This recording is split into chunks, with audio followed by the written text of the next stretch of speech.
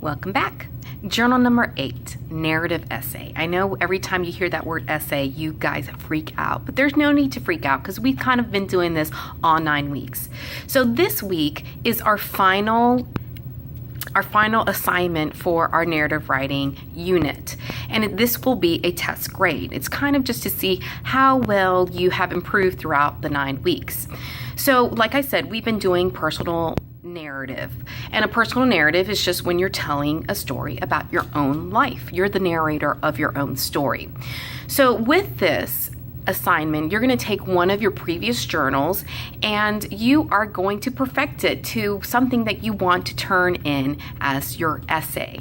So don't let that essay word freak out. It's just what we've been doing, but you're just going to perfect it a little bit better. So since you do have to take one of your journals, make sure you make a copy of it first before you start editing it. So you've already have the majority of your journal complete. There are certain things that I'm going to be grading you on. So the first thing that you want to make sure that you have is, first of all, that you are telling a story. Make sure you tell a story. Don't just answer the prompt. Tell a story. So you should have a beginning, a middle, and an end. The other thing you want to make sure you have is dialogue. Do you have people speaking in your story? Because it's not a story without dialogue. We all know that. We've read plenty of stories to realize that dialogue is what makes it a story and makes it interesting.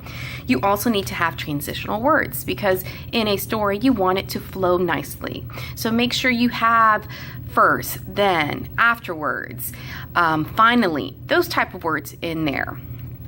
You also want to make sure it's in first person point of view, because since it is a personal narrative, it should be from your point of view. So you want to be using pronouns like I, we.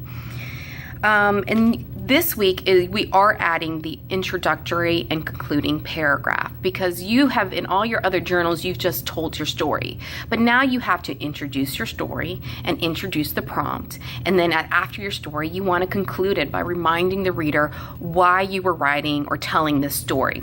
I've added some videos below that will show you how to do an introductory paragraph and how to do a concluding paragraph, which all of you have done last year, but now you actually need to have it in order to actually be an essay. And then finally, don't forget to use spell check, guys. Computers are wonderful things. They will check your spelling for you. So if you don't know how to do that, make sure you raise your hand, and that way I'll show you. And make sure you look at your punctuation. Yesterday we talked about quotation marks, so make sure you're using it correctly, and you could use your notes for that.